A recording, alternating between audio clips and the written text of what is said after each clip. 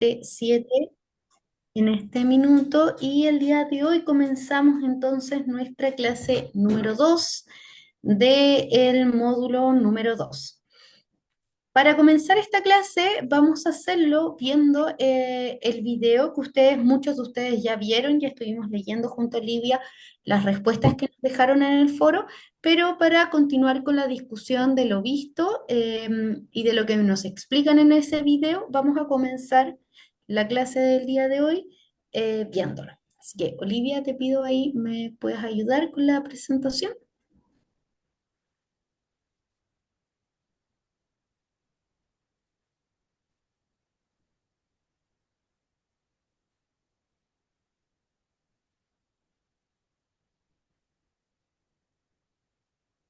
Olivia, no sé si soy yo, pero no se escucha. Ay, dame un segundo, pensé que se estaba escuchando. Confírmame si ahora sí, por favor. Cada año se pierden 2.6 trillones de dólares en el mundo por actos de corrupción, según estimaciones de la Oficina de Naciones Unidas contra la Droga y el Delito. Ello equivale a 124 millones de niños que quedan sin educación y que se deje de contar con los recursos necesarios para evitar la muerte de muchas madres, menores y recién nacidos de los sectores más vulnerables. Según estimaciones del Fondo Monetario Internacional, una mejora de los indicadores de probidad en Latinoamérica elevaría el ingreso per cápita aproximadamente en $3.000. Iniciativas como la Convención de Naciones Unidas contra la Corrupción, UNCAC, buscan resolverlo a través del establecimiento de normas y la promoción de la colaboración interinstitucional en los países comprometidos con este acuerdo. Como parte de esas medidas, la Contraloría General de la República y el Programa de Naciones Unidas para el Desarrollo están impulsando en Chile una inédita alianza público-privada desde mayo de 2012, la Alianza Anticorrupción UNCAC. Su objetivo es fortalecer el combate contra la corrupción, fomentar la transparencia y diseñar y aplicar estrategias y acciones que permitan dar cumplimiento en el país a los principios de la Convención de las Naciones Unidas contra la Corrupción. ¿Por qué la Contraloría General participa de esta iniciativa?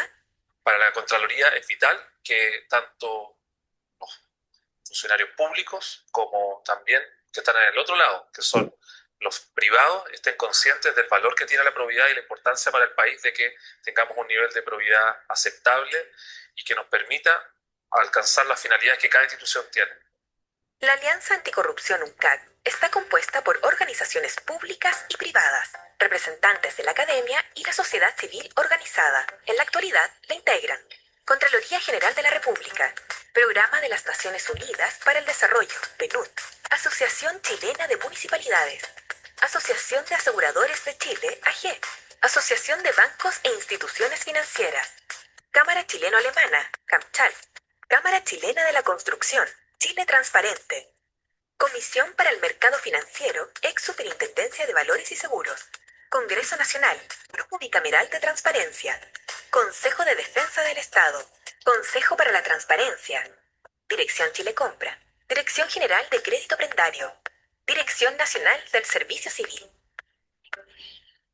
Fundación Ciudadano Inteligente, Fundación Generación Empresarial, Fundación Proacceso, Ministerio Público, Unidad Análisis Financiero, Ministerio de Relaciones Exteriores, Ministerio Secretaría General de la Presidencia, Poder Judicial, Red Pacto Global Chile, Sistema de Empresas Públicas, CEP, Superintendencia de Bancos e Instituciones Financieras, Pontificia Universidad Católica de Chile, Centro de Estudios Internacionales.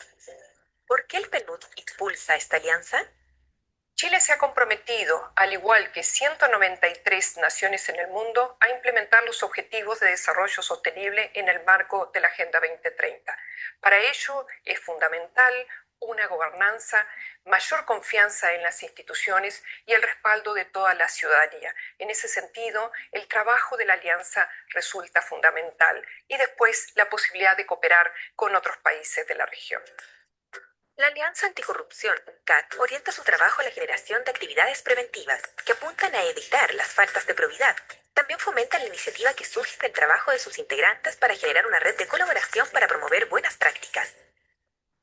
Bueno, la Fiscalía de Chile participa de la Alianza Anticorrupción porque ha privilegiado dentro de los focos de persecución penal la corrupción como una de las áreas prioritarias y muy importantes para contribuir de alguna manera con que tengamos un mejor país. IDAMCHAL, la Cámara Chileno-Alemana, representa a Alliance for Integrity acá en Chile, es su partner implementador y ellos tienen un programa de capacitación para empresas que no tienen planes anticorrupción y estamos promoviendo eso y aportando con el conocimiento que ellos nos traspasan. Nosotros tenemos la labor de combatir los delitos funcionarios y las acciones que cometen los funcionarios públicos, básicamente el delito funcionario, y por lo tanto eso nos coloca inmediatamente dentro de cualquier sistema anticorrupción que se diseñe en el país. Forma parte de nuestra misión poder contribuir a ciertos elementos que son básicos para la estabilidad financiera, que es la labor justamente de la UAF, que tiene que ver con la prevención del lavado de activos y financiamiento del terrorismo. Y desde esa posición institucional nos interesa, por supuesto, contribuir al sistema en su conjunto. Combatir la corrupción es una responsabilidad de todos, porque daña la institucionalidad y la confianza ciudadana y disminuye la capacidad del Estado para lograr sus fines. Le invitamos a conocer nuestra alianza visitando el sitio web www.alianzaanticorrupción.cl. Muy bien, gracias, ¿Cuál es tu Lili. próximo paso? Voy a empezar a compartir pantalla yo.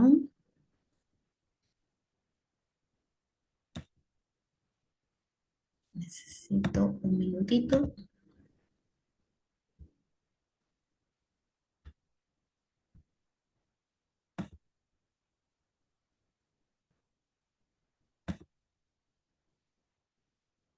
Listo. Ahí ya se ve la primera diapo de la clase del día de hoy. Bueno, en función del video que acabamos de ver la semana pasada, ustedes habían quedado con la mini tarea de poder, a través del foro que nos ofrece la plataforma de UCampus, poder dar cuenta de tres preguntas que eran, la primera en este caso era si eran suficientes las leyes chilenas actuales para prevenir la corrupción. La segunda pregunta, perdón, es si la corrupción es más visible hoy o simplemente es más frecuente. Y la última pregunta que teníamos para compartir y debatir era por qué es fundamental la probidad en el ejercicio de los cargos públicos. No sé si alguien quiere compartir acá a viva voz cuáles fueron sus respuestas o alguna de las respuestas que dio de estas tres preguntas. Yo con Olivia estuvimos revisando y vimos que, claro, la mayoría se guió por como este esquema de pregunta-respuesta. Entonces, abro el micrófono a ver si alguien quiere compartir con nosotros qué fue lo que fue finalmente su respuesta.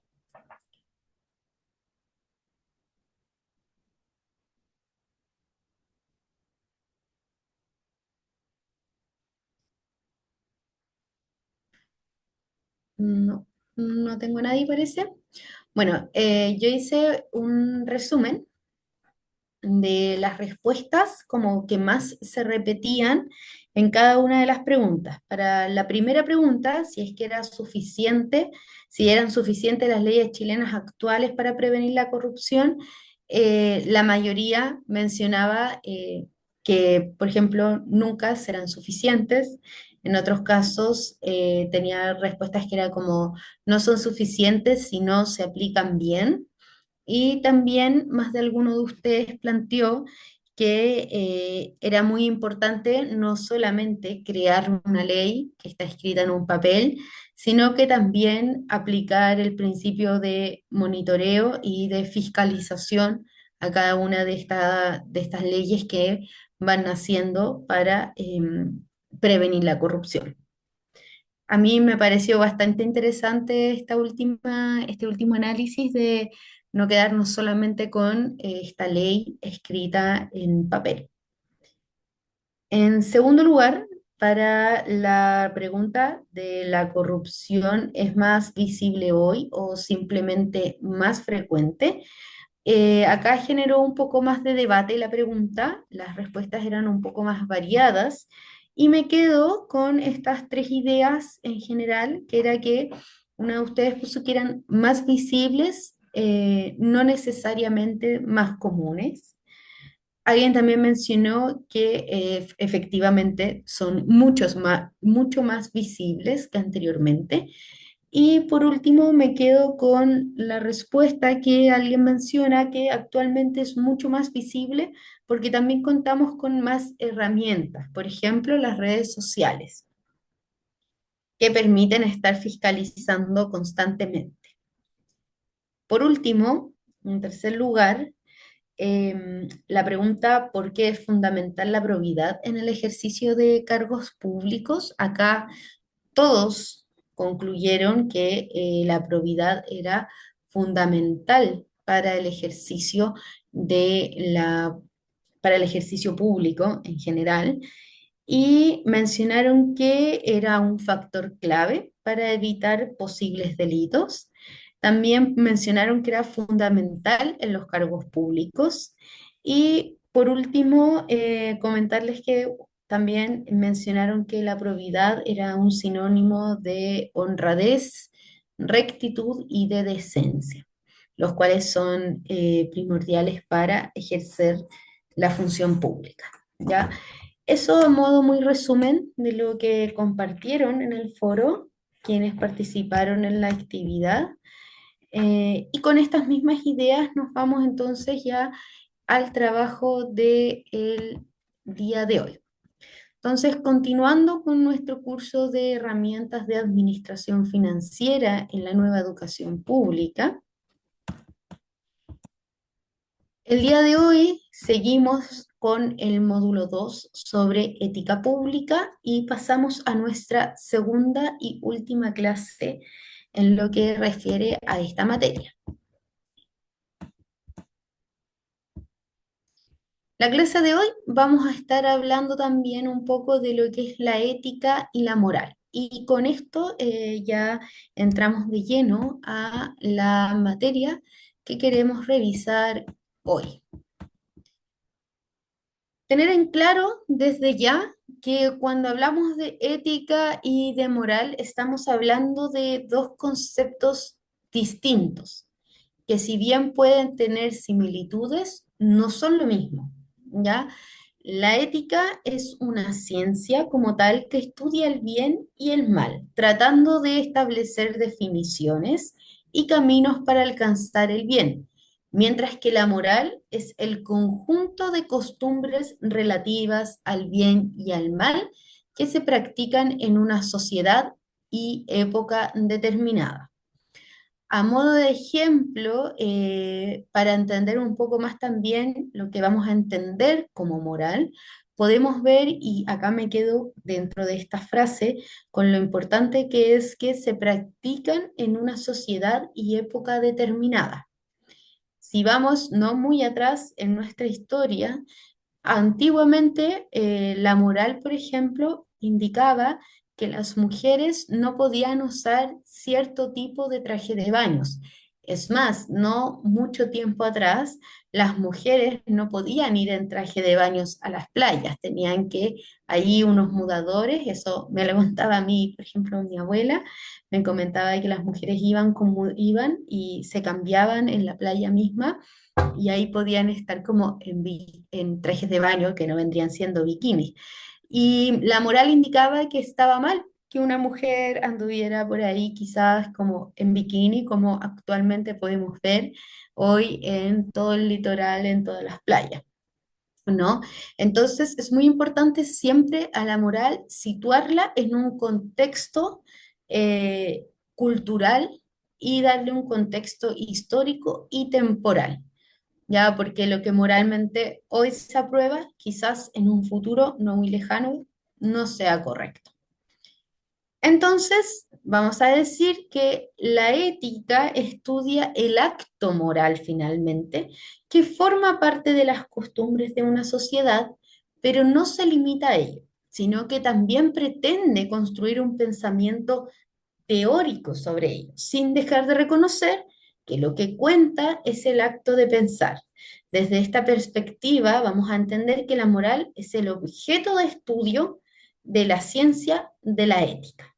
Entonces, la ética engloba a la moral. Recuerden que en caso de dudas, consultas, alguien si quiere opinar algo, siéntase con toda la libertad de interrumpir la clase, de dar su opinión. Yo en este minuto no los estoy viendo porque estoy viendo la presentación, entonces, por favor, si es que alguien quisiese compartir algo, hágalo con total libertad. Ahora, el gran problema que nos enfrentamos en estos temas, como la ética, la moral, es que siempre vamos a llegar a esta pregunta: ¿qué es bueno o qué es malo? ¿Qué es lo bueno o lo malo? Nosotros no necesariamente, independiente que seamos todos de un mismo país, o que seamos quizás todos de una misma región, e incluso que pertenezcamos todos a una misma institución, significa que vamos a entender todos como bueno un A y todos como un malo un B, ¿ya? Y esta es, yo diría, la batalla constante que nosotros nos enfrentamos en el sector público respecto a la ética. ¿Qué es lo bueno, qué es lo malo? Yo no sé si ustedes se acuerdan, hace un tiempito atrás existía un programa que se llamaba ¿Y tú qué harías? En TVN, si mal no recuerdo, que ponía a distintas personas en distintos contextos para ver cómo reaccionarían frente a algún tipo, ya sea de injusticia o de situación poco común. O sea, los casos que mostraron en ese programa eran súper variados, iban de todo un poco.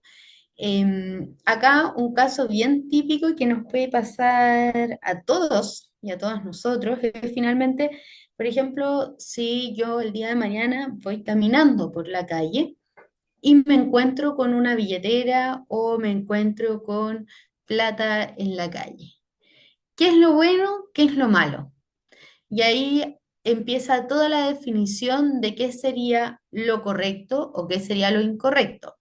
Hace un tiempo atrás, yo me acuerdo, se hizo bien bullado un caso de una persona que había encontrado una caja fuerte con cierta cantidad de millones y que fue a devolver, fue a Carabineros de Chile a devolverla. Y a mí me pareció anecdóticamente eso en redes sociales y la gente comentaba así como, oye, este es el chileno más pavo del mundo, o había gente que decía, no, súper honrado, súper bien lo que hizo, otra gente se reía, decía, no, pero ¿quién hace eso? Eh, y ahí uno empieza a ver como independiente que seamos todos contemporáneos de la misma época, al mismo país, incluso sectores muy cercanos, existe una diferencia muy grande de cómo percibimos estas situaciones, como qué es lo bueno o qué es lo malo.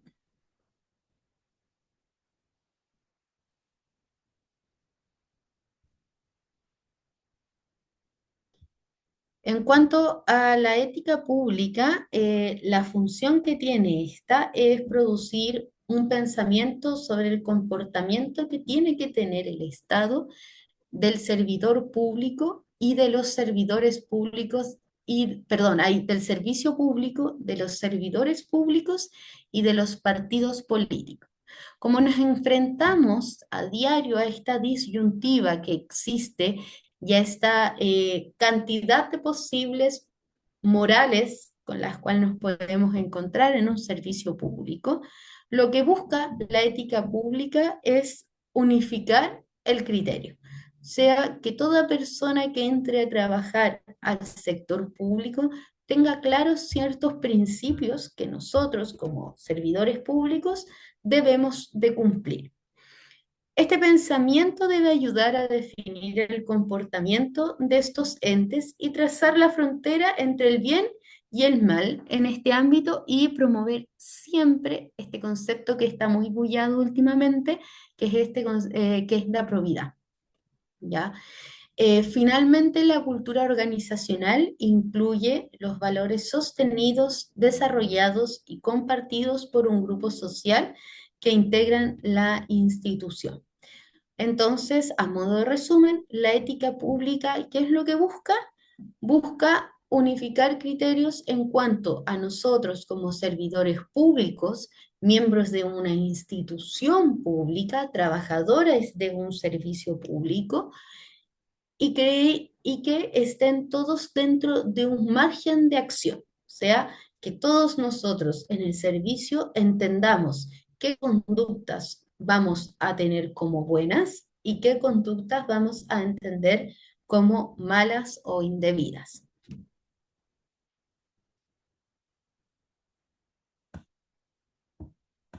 Razón parece, ¿cierto? ¿Sí? ¿No? Ya. Continúo.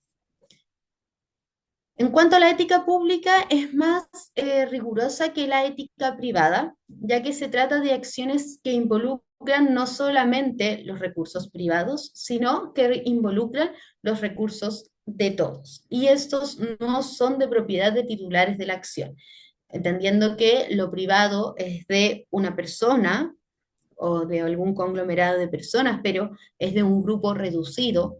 En cambio, cuando hablamos de ética pública, cuando hablamos de lo público, hablamos de un bien de todos y todas las chilenas. ¿Ya? Entonces, en la corrupción administrativa hay usurpación de lo social por lo individual o lo particular.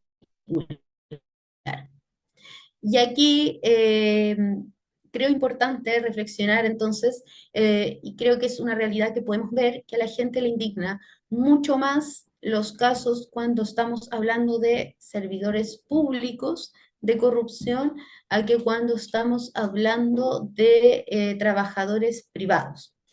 Porque la gente entiende que los servidores públicos usan y utilizan los bienes de todos los chilenos.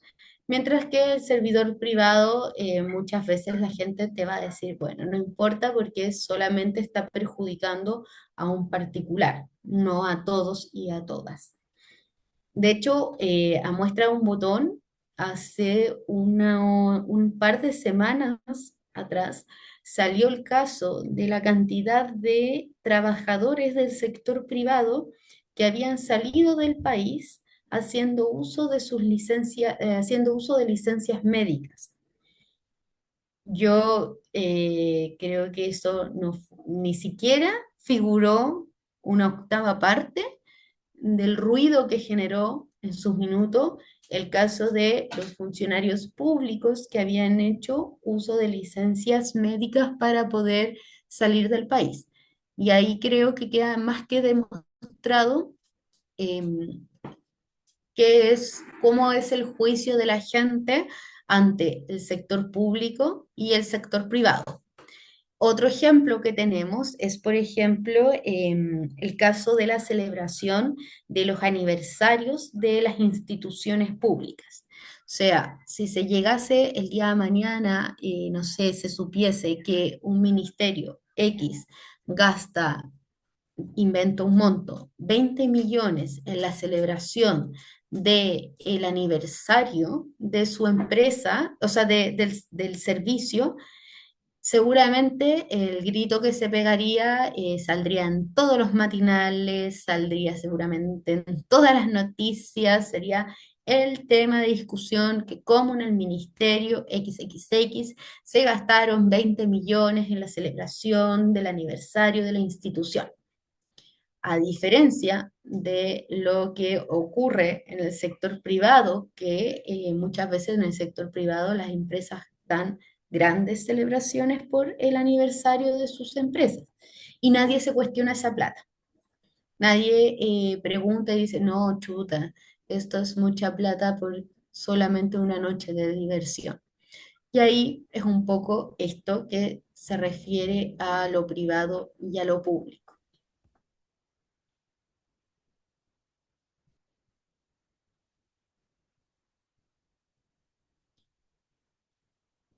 En cuanto a la ética pública, las instituciones públicas y los trabajadores públicos tenemos el deber de dar prioridad al interés público por encima del privado, basándose siempre en los valores y estándares de conducta bien definidos.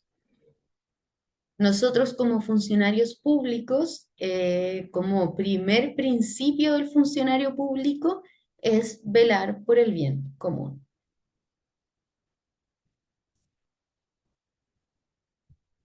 Dentro del video se mencionaron un par que estuvimos revisando, se mencionaban un par de instituciones que formaban parte de esta asociación contra la corrupción.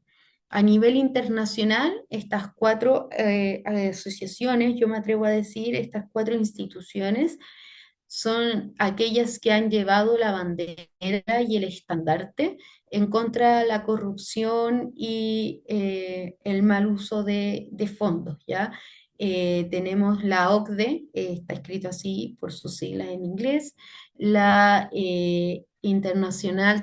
Transparencia Internacional, perdón, tenemos Naciones Unidas y tenemos la Organización de los Estados Americanos. Estas cuatro instituciones a nivel internacional son quienes se han suscrito a diversos convenios, a diversos tratados y para la lucha en contra de la corrupción a nivel internacional. Ahora, nosotros a nivel nacional no nos quedamos nada, para nada atrás. A nivel nacional tenemos la UAF, tenemos el Ministerio Secretaría General de la Presidencia, la Contraloría General de la República, y aquí hago un pare porque en el video salía el Contralor anterior, actualmente es Dorothy Pérez. De hecho, está próxima a cumplir un año de mandato. Ella entró, fue nombrada el 4 de noviembre del año 2024, del año pasado. Ya, ahí hago el pare con la Contraloría General de la República. Tenemos el Consejo de Defensa del Estado, el CDE, la Dirección de Chile Compras. También tenemos el Consejo para la Transparencia. Contamos con el Servicio Civil y ya de manera no como institución pública, voy a mencionar enseguida la Fiscalía, pero no como institución pública, tenemos a Chile Transparente, tenemos también al PNUD, y estos dos, tanto Chile Transparente como el PNUD, han trabajado en alianza junto con el Servicio Civil, quien mandató, yo les adelantaba esto, si no me equivoco, la clase anterior, pero ambos aportaron y ayudaron a la creación de los códigos de ética que el servicio civil mandató a los servicios a implementar durante el año 2016 y 2017 aproximadamente. ¿Ya? Entonces, estas dos instituciones, que no son públicas como tal, han apoyado directamente a la creación del Código de Ética, el cual es un instrumento y un documento que nos permite a nosotros como institución pública darle la relevancia que merece toda la parte ética de nuestras instituciones. Lo importante de estos códigos de ética es que son creados de manera participativa. La idea es hacer un levantamiento con todos los y las funcionarias del servicio, independiente de su calidad contractual, y en base a este levantamiento de información, ya sea por medio de jornadas participativas, encuestas, foros, consultas generales, se estima cuáles van a ser para esa organización las conductas que vamos a considerar como debidas y aquellas conductas que vamos a considerar como indebidas.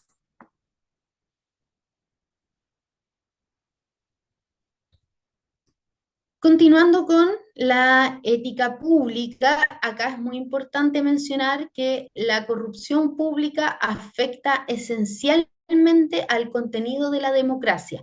Recuerden que la clase pasada nosotros vimos que la corrupción como tal era considerado un virus de la democracia, o sea, afectaba directamente a este concepto. Para finalmente los recursos que se tienen como destino satisfacer las necesidades del pueblo, podrían perfectamente, en caso de existir corrupción pública, desaparecer o reducirse y que pasasen a otros destinatarios. Así de sencillo podría operar si es que nosotros no tuviésemos ningún tipo de control para evitar la corrupción en nuestro país. Recuerden que vimos la clase anterior cuáles eran los países que tenían un índice menor de sensación de corrupción por parte de sus habitantes y cuáles eran aquellos que tenían un índice mayor por parte de sus habitantes de corrupción. O sea, cuáles eran los países que tenía el sentir de la ciudadanía con mayor corrupción. Y que aquí en América actualmente contábamos con un país que había salido dentro de los 5 peores en cuanto a corrupción. Si nosotros no contásemos con medidas anticorrupción o si no tuviésemos implementado el sentir de la ética pública como funcionarios públicos dentro de nuestros servicios, podríamos perfectamente caer en prácticas como las coimas o podríamos caer perfectamente en prácticas como favoritismos de manera grosera incluso, y de privilegios hacia ciertas personas en contra y en desmerecimiento de otras personas que han estado quizás hace mucho tiempo antes esperando o postulando algún cargo o esperando algún beneficio estatal, por ejemplo.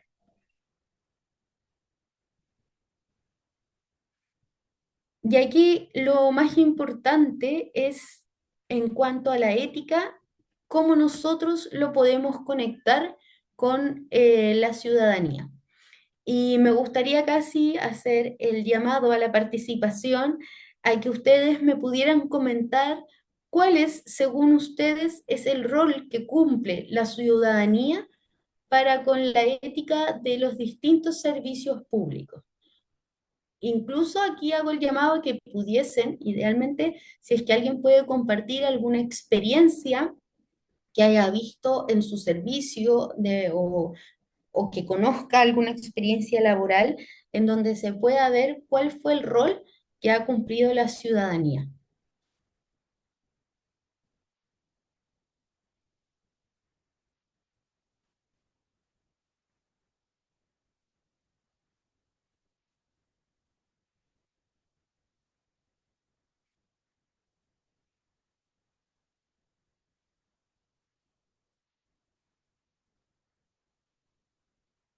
Tengo a Víctor que levantó la mano. Por favor, Víctor. Hola, buenas tardes. Hola. Bueno, lo que creo yo pienso que de la ciudadanía en base a esto es que la ciudadanía también es un fiscalizador y es uno de los mejores fiscalizadores porque se supone que es a ellos como ciudadano, como persona, a quienes les van a llegar los beneficios del trabajo del Estado. ¿Ya? Por ende, a través de ellos podríamos ver, no sé, por la cantidad de atenciones médicas, la cantidad de subsidios, la cantidad de bonos o este tipo de beneficios que puedan tener las personas, que lleguen a ellos, pues, que directamente se vean ellos beneficiados, ellos van a poder darnos como ese pulso de saber si realmente los fondos están siendo destinados en ayuda o en apoyo de ellos o del bien común. Por ahí yo creo que también es la importancia de la ciudadanía como fiscalizador y como, ¿cómo se llama esto? Como las estadísticas pues, a través de ellos. Perfecto, Víctor. ¿Alguien más que quisiese compartir? No sé si en el chat tenemos Hola, alguna opinión. hola, Hola, sí, por hablas favor. con Carolina. Eh, Mira, yo siento que es importante la participación de la ciudadanía en el sentido que ahora, bueno, tenemos la ley activa de la transparencia, en donde el ciudadano el común y corriente puede, no sé, pues, interiorizarse en lo que es su municipio o su entidad, digamos, como comuna, en qué invierte los recursos, ¿cierto? Y eso, pero ese sería como un ente fiscalizador, digamos, que es, para mí, parecer, es como lo más transparente posible, porque si bien las entidades como Contraloría General de la República o que van a fiscalizar a los municipios, claro, pueden ver los documentos en papel, pero eh, no se sabe a ciencia cierta si eso realmente ocurrió o no ocurrió. Porque por lo mismo ahora vemos los casos de corrupción que hay en las municipalidades de que, bueno, que todos conocen, la municipalidad de Maipú, donde se invirtió mucho dinero, siendo que eso pudo darse atajo a lo mejor en algún minuto. ¿Por qué se dejó pasar tanto tiempo? Porque ese juicio está recién ahora y todavía alcaldesa estuvo cuántos años atrás en su periodo. Entonces, por eso yo creo que es importante el tema de la transparencia, que es siento que es una herramienta súper importante y fundamental para el ciudadano común y corriente que no tiene, que quiere saber en qué invierte su comuna, en qué está gastando, a dónde están yendo los beneficios. Y esa es mi opinión, lo que creo al respecto. Perfecto, Carolina, muchas gracias. También en el chat, Marta nos comentó que en los municipios los ciudadanos fiscalizan de cierta forma a través de la ley de transparencia. Muy bien.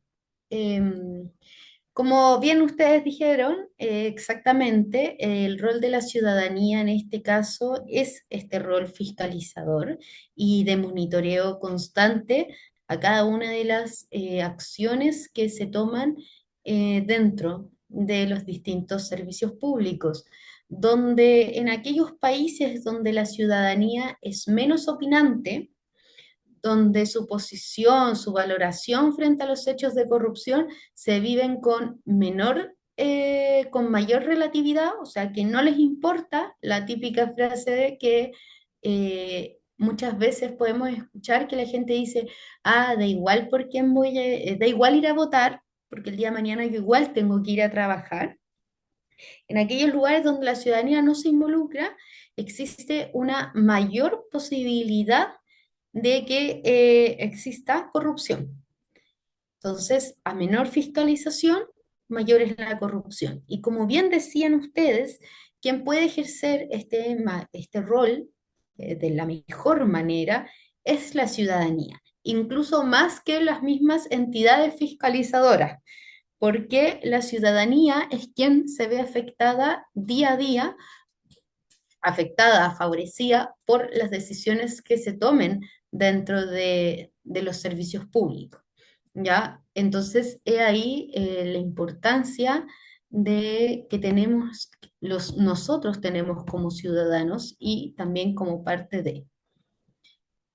Tengo, si no me equivoco, dos opiniones más. Aquí Erika mencionaba que creo que la ciudadanía es un fiscalizador del momento actual, ya que los entes fiscalizadores tienen un desfase en el tiempo y menor fiscalización de la ciudadanía es el típico ejemplo, ponen acá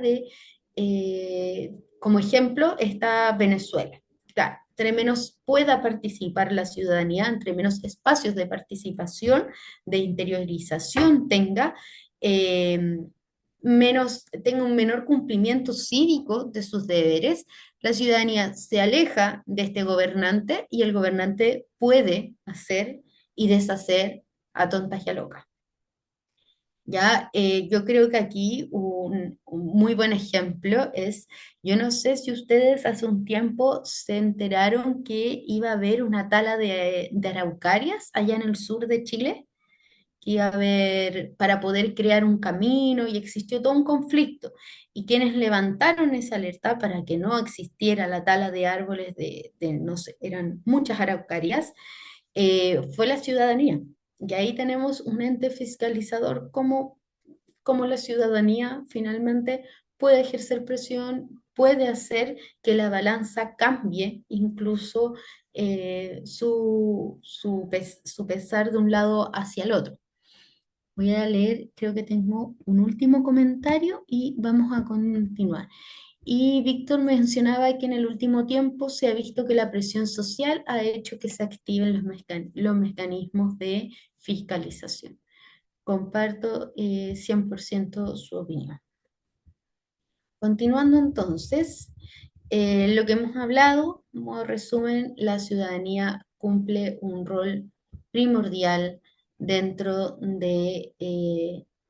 dentro de la alianza incluso anticorrupción que se pueda ejercer en los distintos servicios públicos. Vamos entonces ahora con otro concepto que es un concepto que se ha hablado bastante, que se dice, no, los funcionarios públicos tenemos que ser probos, tenemos que velar por la probidad, pero ¿qué vamos a entender nosotros como probidad? Y es en términos modernos y específicamente en el ámbito de lo público, que es lo que a nosotros nos convoca, el concepto de probidad corresponde al arete o virtud griega. Es una equivalencia del concepto bueno, pero aquí se estudia en relación con el Estado y el servicio público. La probidad, perdón, es la integridad y la honradez en el actuar. Según la definición de las palabras, su antónimo vendría siendo la corrupción, que en un sentido figurado significa Ya vicio. voy a ir a comprarle. ¿Sí? ¿Alguien? ¿No? Bien. Que en un sentido figurado, en este caso, significa todo lo contrario, que es el vicio o el abuso introducido en las cosas materiales, o también lo podemos entender a la corrupción como echar a perder algo. Dentro de los principios de un funcionario público, según el estatuto administrativo, el funcionario público tiene que velar por la probidad, tiene que tener una conducta proba. En términos más generales, probidad la vamos a entender como el bien y corrupción la vamos a entender finalmente como lo malo. En cuanto al bien, es el objeto de estudio de la ética, la que intenta encontrar principios generales que permiten distinguirlo y explicar por qué existe el bien y el mal. Entonces, nos vamos a quedar a modo muy general como que la probidad lo entendemos como integridad y honradez en el actuar, y por otro lado, la corrupción lo vamos a entender como un vicio o un abuso introducido en las cosas no materiales.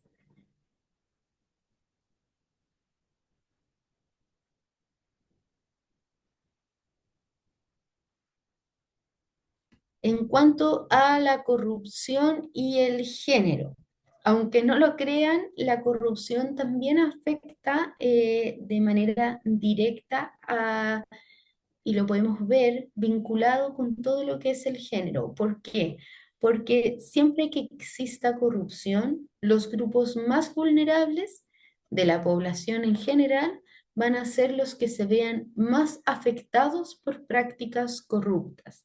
Y dentro de estas, las mujeres especialmente debido al fenómeno que se llama feminización de la pobreza.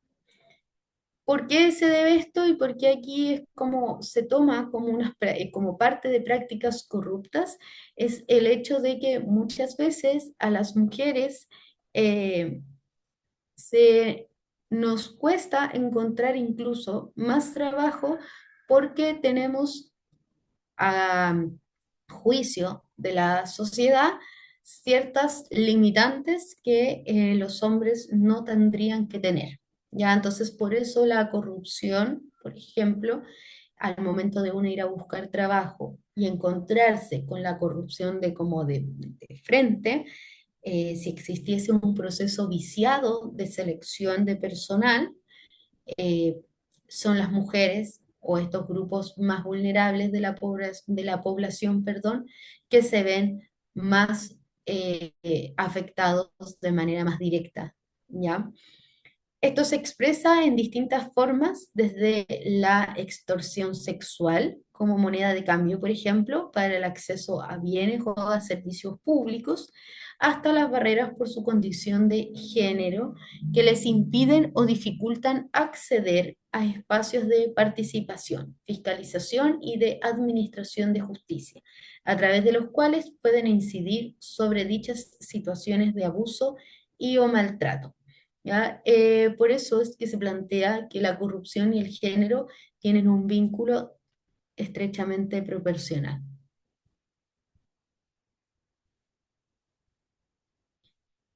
En cuanto a la ley de probidad, ¿alguien ha oído, la ha tenido que trabajar, la ha tenido que ver en su trabajo respecto a la ley de probidad?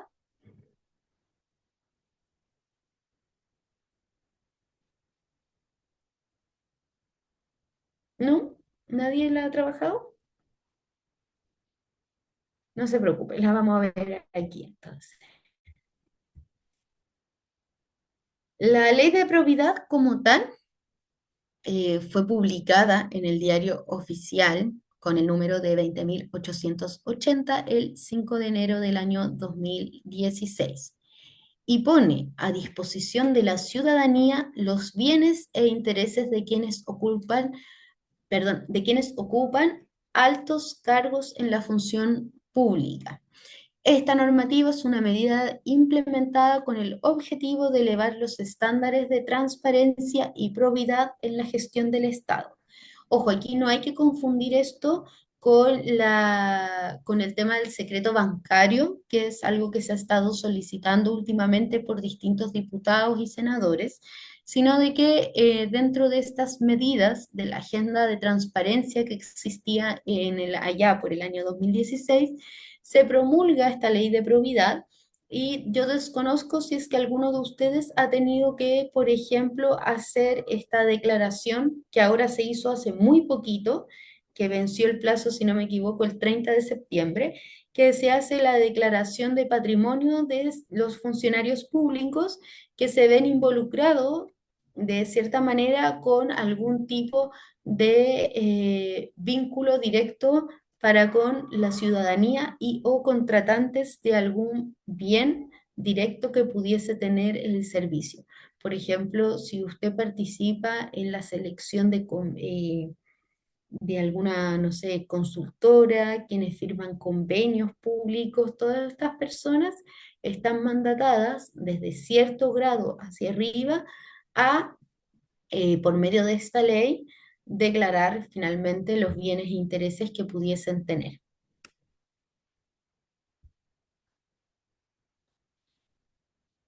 Acá en el chat mencionan que solo en el aspecto de declaración de patrimonios de altos funcionarios, Daría mencionó las compras públicas y Joana menciona que solo he participado en la declaración de intereses y patrimonio. Claro, esta declaración es un poco el símil de lo que hacen los altos cargos públicos. De hecho, ahora que, justo alguien comentó algo.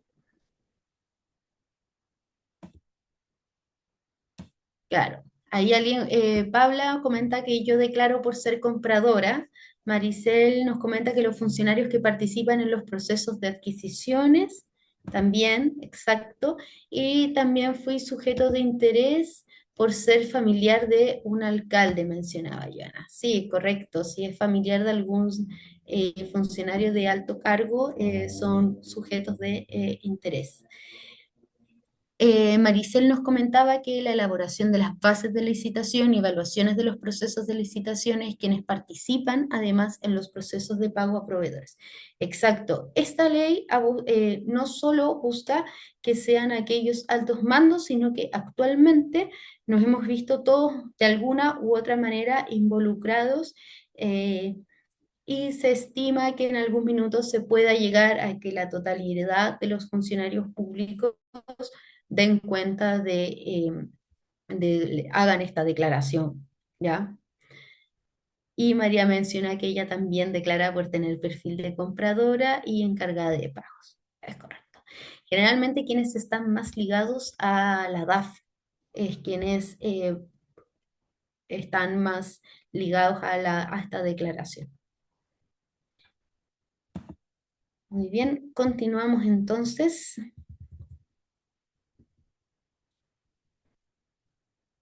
Que regula finalmente la probidad en el ejercicio de la función pública, prevé y sanciona los conflictos de interés. ¿Ya? Un caso muy bullado que fue público, fue esto a principio de año, año pasado, fue el caso del tráfico de influencias que ejercía en su minuto Hermosilla. El caso de Hermosilla está ligado directamente a esto a esta falta a la probidad en cuanto al tráfico que existía de influencias de un lado y para el otro. Yo aquí les traje aquí un mini meme de la Contraloría. Yo soy bien, me reconozco bien fan de la Contraloría en su minuto, que es una de las instituciones que buscó acercar su función y su trabajo hacia la ciudadanía, entendiendo también el rol que la ciudadanía podía brindar y podía, de la manera en que la ciudadanía podía apoyarlos a ellos en su propia función de fiscalizadores. Entonces, yo no sé si recordarán, pero crearon este personaje de Contralorito, quien constantemente publicaba en redes sociales como alguna medida, tener consideración, y la gente comenzó a interactuar mucho con Contralorito, a tal punto que después ya que aparecieron otros personajes, como este que era la trucha, no sé si se acuerdan, pero ahí yo lo traje, y este era un meme que decía, así que tú no respetas el principio de probidad y prefieres obtener beneficios personales por sobre el bienestar común. Y la trucha tenía una polera que decía obvio, ¿ya? Y tenemos dos mensajitos nuevos que Felipe acá nos mencionaba que, claro, que un requiriente de compra, esto respecto a lo que estábamos hablando, quienes declaraban que era persona que efectúa formalmente un requerimiento para la adquisición de un producto y o servicio, y después menciona a los participantes de la unidad de compra o unidad equivalente, la o las personas que integran la unidad de compra respectiva e intervienen en los procesos de compra. Y en el número 3 menciona al evaluador o comisión evaluadora. Persona o integrante de la comisión que evalúa y propone el adjudicatario o contratista seleccionado según corresponda. El número 4 es el visador jurídico, persona que visa los aspectos jurídicos del acto administrativo. 5 el administrador del contrato, persona que realiza todas las gestiones del contrato.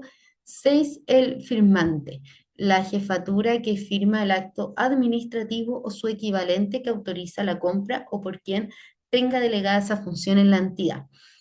Todas esas personas como declarantes. Y Joana, también veo que tú eres fan también de Contralorito porque pusiste Contralorito ahí. Sí. Eh, Acá, muchas gracias por el detalle que nos mandó Felipe Parra en el chat.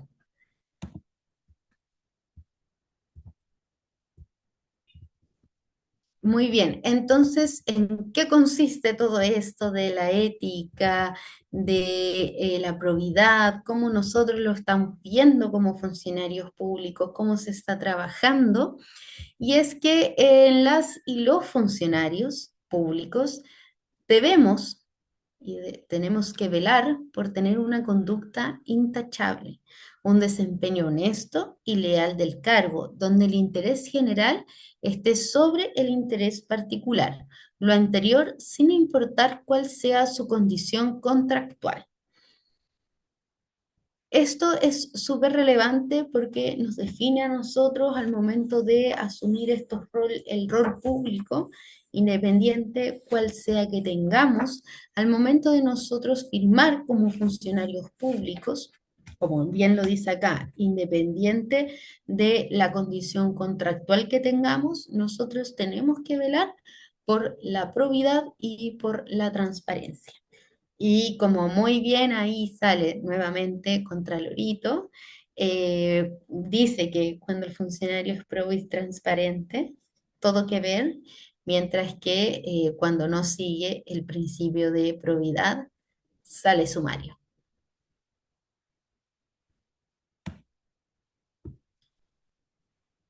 Y Dalila nos menciona, el resumen es que, en resumen, dice, los funcionarios que integran los procesos de compra somos declarantes de patrimonio. Exactamente.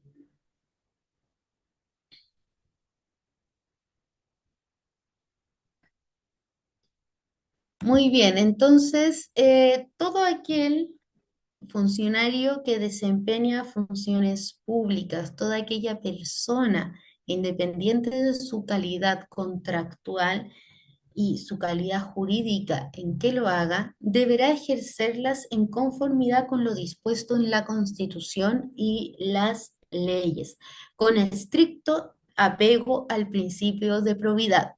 Las inobservancias del principio de probidad acarreará las responsabilidades y sanciones que determine la Constitución o las leyes según corresponda.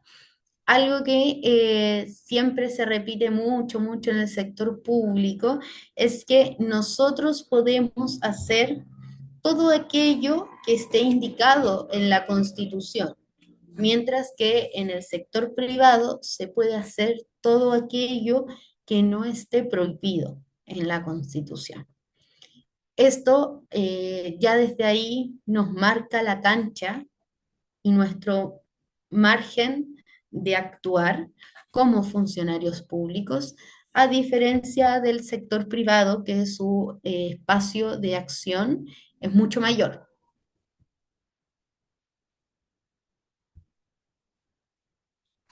El rol público. El rol público es a quienes ejerzan la función pública, les corresponde un rol excepcional, ya que tienen poder y autoridad sobre el resto de las y los ciudadanos, situación que es tanto un privilegio como una gran responsabilidad.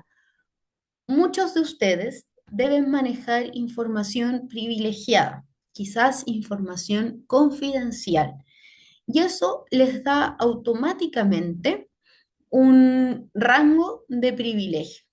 Si, por ejemplo, si yo llevase las listas de espera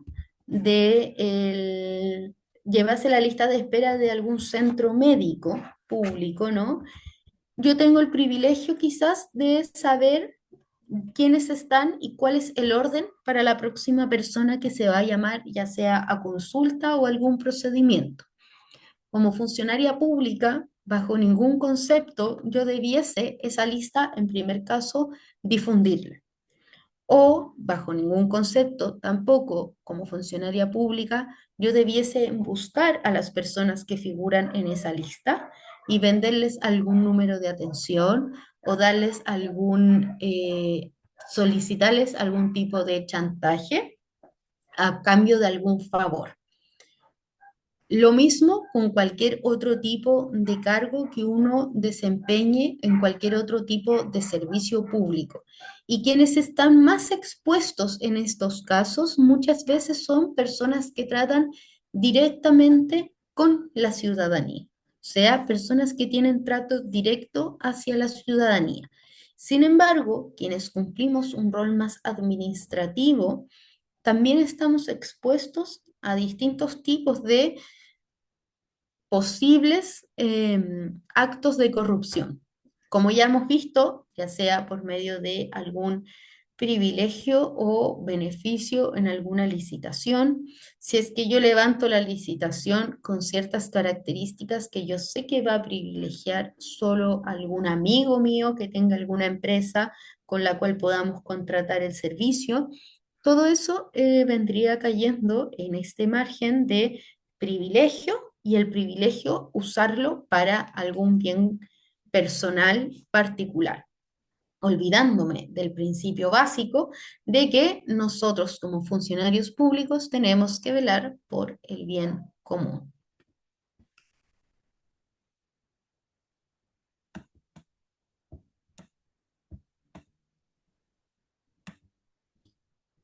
En cuanto al rol público, en función a lo que nosotros estábamos mencionando anteriormente, lo anterior es importante destacarlo en cuanto al ejercicio de la función, dependen tanto del bienestar como el progreso de la nación. Si nosotros entorpecemos el correcto funcionar de algún servicio, privilegiamos con bases concursables a algún particular o a alguna fundación o alguna organización externa, vamos nosotros a estar yendo en contra del progreso de la nación. Y es por eso lo delicado y la relevancia que tiene que nosotros tengamos tatuada la probidad en el pecho y que siempre velemos como por el interés público y no el interés común y no por el interés particular. Es por ello por lo que el entender que sus obligaciones y conductas, así como la prosecución del bien general por sobre el particular, termina siendo de interés de cada persona habitante del país y por ende información pública y de libre acceso para quien la solicite. Al ser funcionario público, estamos expuestos constantemente a la fiscalización de la ciudadanía. ¿Y cómo es que se lleva a cabo la fiscalización de la ciudadanía?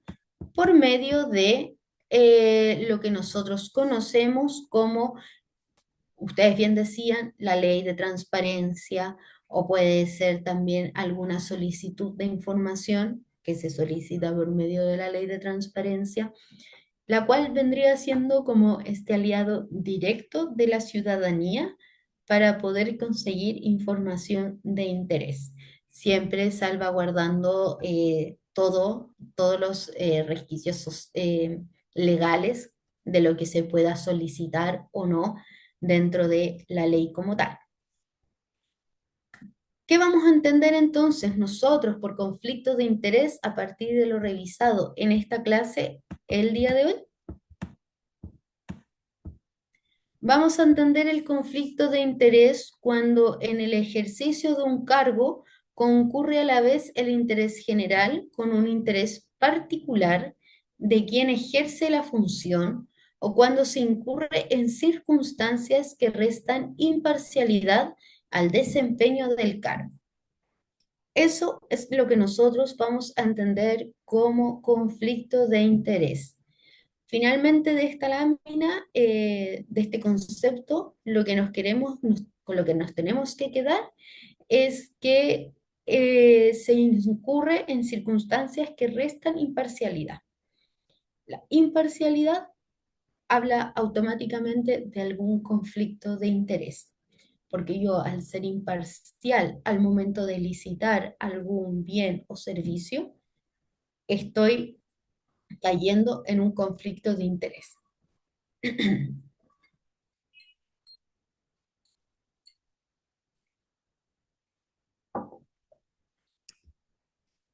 Finalmente, las ideas finales con las que nosotros nos tenemos que quedar después de estas dos clases en este módulo número 2 de ética, es que el conflicto de interés siempre van a existir, siempre va a estar. O sea, el conflicto de interés no es algo que nosotros podamos eliminar porque finalmente nosotros, además de ser funcionarios públicos, también somos parte de la ciudadanía. Y donde nosotros somos funcionarios públicos y entregamos un servicio, también nosotros vamos a otros servicios donde somos usuarios de este. Es por ello que su gestión debe ser prioritaria y su tratamiento siempre debe ser transparente. Hablar de integridad pública o de integridad de los y las funcionarias públicas significa elevar el estándar ante la ciudadanía. Recuperar la confianza en lo público debiese ser una de las tareas que tengamos como pendientes en el sector público y de la cual nos debiésemos encargar constantemente, independiente del gobierno de turno, independiente de la gestión o la administración que esté en ese minuto en el servicio público. Y finalmente es insistir siempre sobre la importancia del rol público. Recordar que nosotros, al ser funcionarios públicos, tenemos un deber para con la ciudadanía y que tenemos que tener ciertos principios, los cuales son intachables en nuestro actuar. Eso es, los voy a agrandar antes ya de despedirnos de la clase del día de hoy. Ahí dejé de compartir o no. No, todavía no. Aún se ve la diapo. Sí.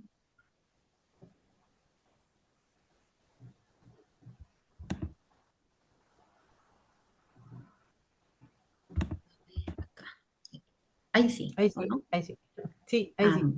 Muy bien, muchas gracias, Yana, y que me ayudó. Bien, terminamos entonces, estamos terminando el día de hoy esta segunda clase de lo que corresponde a lo que vendría siendo todo el módulo de ética. Olivia me va a ayudar el día de hoy a cargarles unos documentos complementarios que ustedes van a tener que leer como parte de esta clase de asincrónica que nosotros tenemos en cada uno de los módulos. No va a ser formato foro, simplemente usted lea el material, interiorícelo, porque esto entre nosotros, alguna preguntita en la prueba final va a salir, le hago el guiño de ese material, ¿ya? Para la prueba final, usted prepare tanto la clase número 1 de este módulo como la clase número 2. ¿Alguna duda o consulta que haya quedado? ¿Algún comentario?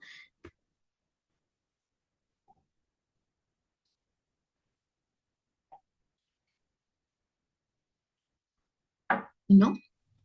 ¿Todo súper bien? ¿Yo me escuchas? ¿Sí? Más que nada, como para no dejarte ahí con las palabras, muchas gracias por tu clase, muy dinámica, muy entretenida, la verdad es que no me pareció para nada de fome, muy claro todo, así que eso más que nada, gracias. Muchas gracias, Nicole.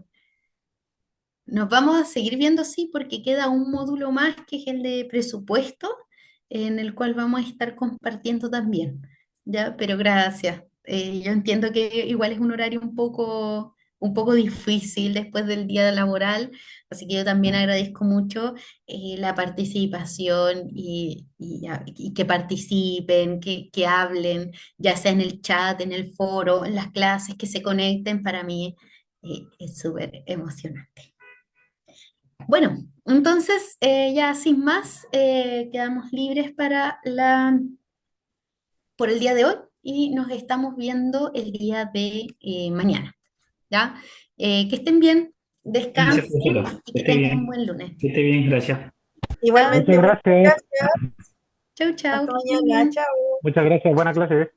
Chao, muchas gracias.